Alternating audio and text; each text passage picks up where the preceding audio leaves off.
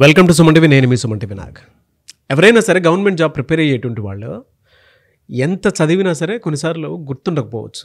అలాంటి సందర్భంలో ఎలాంటి టెక్నిక్ ఫాలో అయితే ఖచ్చితంగా అది మనకు గుర్తుంటుంది అనేది ఈరోజు మనతో పాటు శ్రీధర్ సిసి నుంచి సుధీర్ సార్ ఉన్నారు. వారి మాటలు తెలుసుకుందాం. Hello sir. సార్, స్టూడెంట్స్కి ఉండేటువంటి అతిపెద్ద మైనస్ ఏదైనా ఉంటుంది అని అంటే చదివింది గుర్తు ఉండకపోవటం, అంటే ఎక్కువ రోజులు గుర్తుండదు. సిలబస్ చూస్తేనే పెద్దగా ఉంటుంది, దాన్ని ఎలా హోల్డ్ చేసుకోవాలో అనేటువంటి దాని మీద, అంటే మెమరీ ప్రాబ్లం అనేది ప్రతి ఒక్కరికి ఉంటుంది. దాన్ని ఎలా ఓవర్కమ్ చేయాలంటారు అసలు? సో మీరు చెప్పిన ఈ మెమరీ ప్రాబ్లంలోనే మనం ఏం చేయాలి అనేది మనం డిఫైన్ చేసుకోవచ్చండి.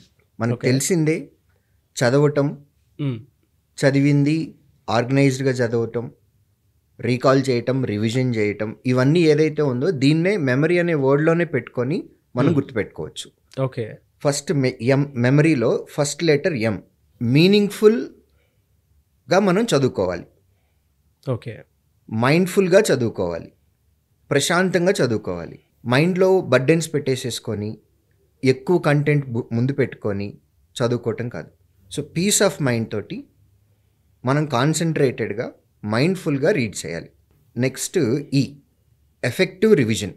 మనం చదివింది గుర్తుపెట్టుకోవాలి అని అంటే రివిజన్ అనేది కంపల్సరీ. కొంతమంది స్టూడెంట్స్కి ఒకసారి చదివిన వెంటనే, అంటే ఒకసారి విన్న వెంటనే గుర్తుండిపోతుంది, రెండోసారి చదవాల్సిన అవసరం కూడా లేదు.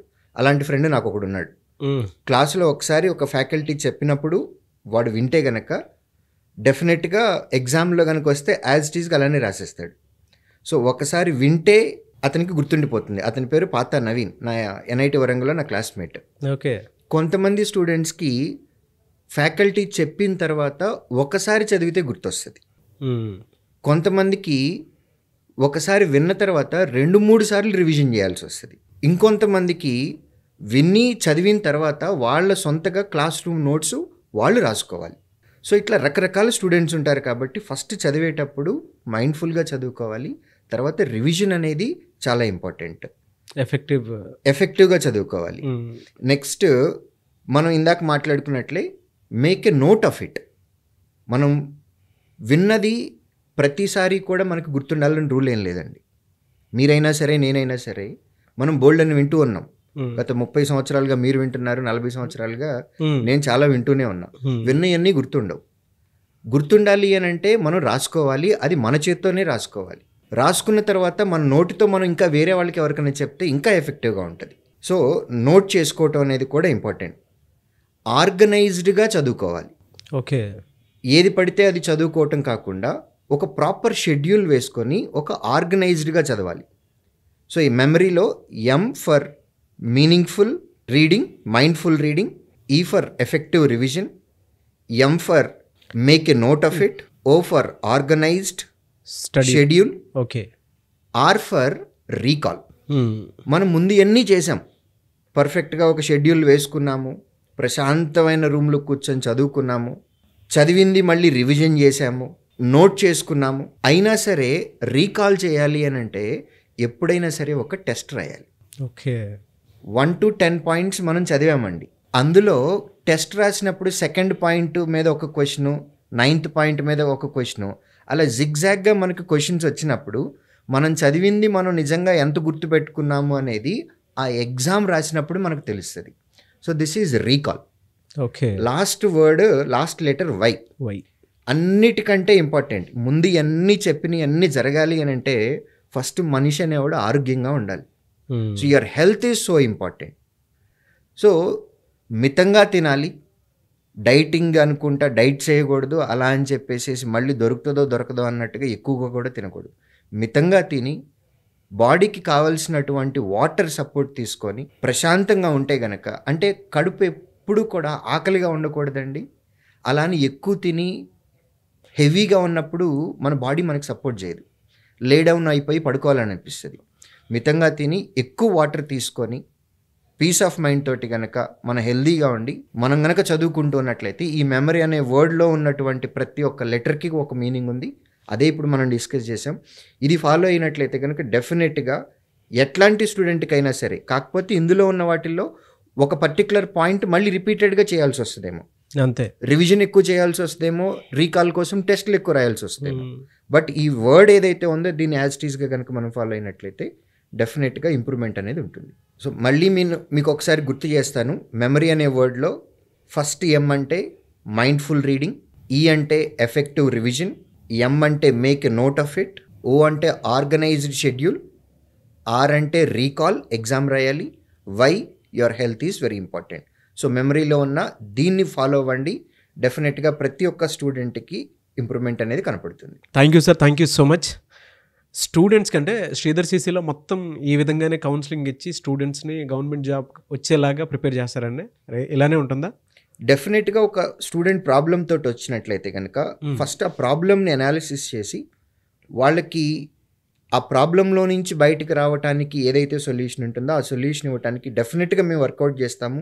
ఇన్ కేస్ నాకు తెలియకపోయినా సరే మా టీమ్ తోటి డిస్కస్ చేసి స్టూడెంట్కి సొల్యూషన్ ఇవ్వడానికి అయితే మాత్రం మేము డెఫినెట్గా ముందుంటాం. మీరు చెప్పింది యాజ్ ఇట్ ఈస్ ఫాలో అయితే ఎన్ని మంత్స్లో జాబ్ క్రాక్ చేయడానికి అవకాశం ఉంటుందండి? నాగరాజ్ గారు, ఇది కంప్లీట్గా స్టూడెంట్ని బేస్ చేసుకుని ఉంటుందండి. స్టూడెంట్కి ఎన్ని మంత్స్లో ఉద్యోగం వస్తుంది అనేది డెఫినెట్గా మేము ఇంత టైంలో వస్తుందని అయితే చెప్పలేం.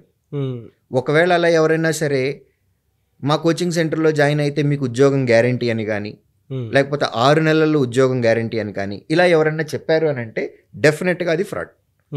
ఫర్ ఎగ్జాంపుల్ ఇప్పుడు మీరే నా స్టూడెంట్ అని అనుకుందాం, కొంచెంసేపు ఎగ్జాంపుల్. నేను మీ గురించి ఎగ్జామినేషన్కి కావాల్సినటువంటి కంటెంట్ నాలెడ్జ్ ఏదైతే ఉందో అది నా మైండ్లో నుంచి మీ మైండ్లోకి షేర్ చేస్తాను. నేను షేర్ చేసిన ఇన్ఫర్మేషన్ని మీరు ఫస్ట్ ఆఫ్ ఆల్ గుర్తుపెట్టుకోవాలి, ఎగ్జామ్కి వెళ్ళి అప్లై చేయాలి. ఇవేమి 2 × 2 = హౌ మచ్ అని అడిగే రోజులు కాదండి. ఆ రోజులు ఎప్పుడూ అయిపోయినాయి. ఇవంతా అప్లికేషన్ ఓరియంటెడ్గా ఉన్నాయి. నా దగ్గర నుంచి మీరు నేర్చుకున్న కంటెంట్ని ఎగ్జామ్ హాల్లో మీరు క్వశ్చన్ చదివినప్పుడు మీరు గుర్తు తెచ్చుకోవాలి, మీరు అప్లై చేసి రావాలి. సో ఇందులో పర్సంటేజ్ బేస్ చేసుకుంటే నాది 50% ఉంది, మీది 50% ఉంది. అవును, ఎగ్జామ్కి రెడీ చేయటం నా డ్యూటీ. నా 50% నేను కంప్లీట్ చేశా. స్టూడెంట్గా నేను చెప్పింది కరెక్ట్గా వినటము, గుర్తుంచుకోవటము, దాన్ని అప్లై చేసి ఎగ్జామ్లో తప్పులు చేయకుండా కరెక్ట్ ఆన్సర్ పెట్టి రావటం. ఇందులో కూడా ఒక్కొక్క ఎగ్జామ్ని ఒక్కొక్క స్ట్రాటజీలో వెళ్ళాలండి. అన్ని ఎగ్జామ్స్కి ఒకే ఫార్మాట్ అనేది లేదు, ఒక్కొక్కటి ఒక్కొక్కలాగా ఉంది. సో మేము చెప్పిన ఫార్మాట్ని మీరు ఎగ్జిక్యూట్ చేసి రావటం అనేది స్టూడెంట్గా మీ చేతుల్లో ఉంది. సో మా ఎక్స్పీరియన్స్లో మా బెస్ట్ కేస్ అయితే 6 months అండి. 6 monthsలో పిఓ జాబ్ కొట్టిన వాళ్ళు, ఆఫీసర్ జాబ్ కొట్టిన వాళ్ళు ఉన్నారు. వర్స్ట్ కేస్ అని అంటే 5-6 ఏళ్ల క్రితం జాయిన్ అయ్యి ఇప్పటికీ ఉద్యోగాలు రాని వాళ్ళు కూడా ఉన్నారు. సో స్టూడెంట్కి ఇంత టైంలో ఉద్యోగం వస్తుంది అని ఏ టీచర్ కూడా చెప్పకూడదు. ఒకవేళ చెప్పారు అని అంటే మీకు తెలియదు కాబట్టి మీ కాన్ఫిడెన్స్ని బూస్ట్ చేసుకోవటం చెప్తాం. బట్ ఎగ్జామినేషన్కి ప్రిపేర్ చేయటం అనేది మా డ్యూటీ. మేము చెప్పిన క్వశ్చన్స్ ఎగ్జామ్లో వస్తున్నాయా రావట్లేదా అనేది చెక్ చేసుకోవాల్సింది నా డ్యూటీ. యాజ్ ఎ టీచర్గా నేను 100% ఇస్తాను. యాజ్ ఎ స్టూడెంట్గా మీరు ఎంత టైం కేటాయిస్తున్నారు అనేది కూడా చాలా ఇంపార్టెంట్. ఇప్పటి వరకు ఎన్ని జాబ్స్ వచ్చింటాయి సార్ శ్రీధర్ సిసి నుంచి? శ్రీధర్ సిసి నుంచి గత 4 సంవత్సరాల్లో 19,000 పైగా ఉద్యోగాలు వచ్చినాయనండి. అన్ని గవర్నమెంట్, అన్ని పబ్లిక్ సెక్టర్ జాబ్స్. అది స్టేట్ గవర్నమెంట్ అవ్వచ్చు, సెంట్రల్ గవర్నమెంట్ అవ్వచ్చు, పబ్లిక్ సెక్టర్ అవ్వచ్చు. అంటే ఇది నేను జస్ట్ ఒక నంబర్ చెప్పటం లేదు నాగరాజు గారు. మీరు శ్రీధర్cc.com వెబ్సైట్కి వెళ్ళి మీరు లాగిన్ అవ్వాల్సిన అవసరం ఏం లేదు. ఇవన్నీ ఓపెన్ ప్లాట్ఫామ్స్ మీదే ఉన్నాయి. శ్రీధర్ సిసి వెబ్సైట్లో రిజల్ట్స్ అనే ఒక కాలం ఉంటుంది. అది మీరు సెలెక్ట్ చేస్తే ఇయర్ వైజ్గా ఏ ఇయర్లో ఎన్నెన్ని జాబ్స్ వచ్చినాయి, not just a number, this is very important. As a టీచర్గా management from the Sridhar CC నాకు చాలా ప్రౌడ్గా ఉంటుంది. ఎందుకంటే మార్కెట్లో ఎవరు చేయని మేము చేస్తున్నాము. ఎంతమందికి ఉద్యోగాలు వచ్చినాయి అనేది చెప్పటంతో పాటు నాట్ జస్ట్ ఎ నెంబర్, ఏ నోటిఫికేషన్లో ఉద్యోగాలు వచ్చినాయి, వాళ్ళ పేర్లేంటి, వాళ్ళ ఫోటోలేంటి, వాళ్ళ డెసిగ్నేషను, వాళ్ళు దేనికి సెలెక్ట్ అయ్యారు, ఇది మొత్తం పబ్లిక్ ప్లాట్ఫామ్లో పెట్టాము. గత 4 సంవత్సరాల్లో 19,000 పైగా ఉద్యోగాలు శ్రీధర్ సిసి స్టూడెంట్స్కి వచ్చినాయండి. ఎలా సార్ మిమ్మల్ని అప్రోచ్ అవ్వాలంటే? ఏదైనా పేరెంట్స్ పిల్లలతో సహా అంటే పిల్లల్ని తీసుకొని మిమ్మల్ని విజిట్ చేయాలి అని అంటే?